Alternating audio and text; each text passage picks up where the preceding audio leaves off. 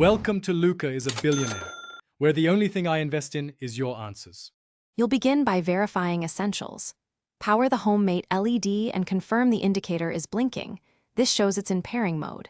Next, make sure your phone is connected to the 4 GHz Wi-Fi network and that you have the SSID and password at hand, since the bulb won't accept 5 GHz.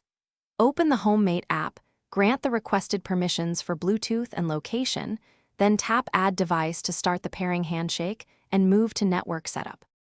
Once the app detects the bulb, select it and choose your 4 GHz Wi-Fi SSID, then carefully enter the password, case matters.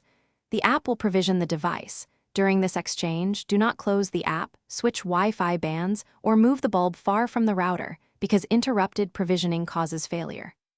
After successful connection, you'll be prompted to name the light and assign a room. This helps with routines and voice assistant integration, so pick a clear, short name. You finish by linking your Homemate account to Alexa or Google Home if you want voice control. Follow the cloud service linking steps inside each assistant app. Then check for firmware updates in the Homemate app and enable auto updates to keep stability and features current. If the bulb doesn't complete pairing, perform a factory reset by power cycling the bulb 5 times, on, until it blinks rapidly, then repeat pairing. This often clears stuck provisioning and solves.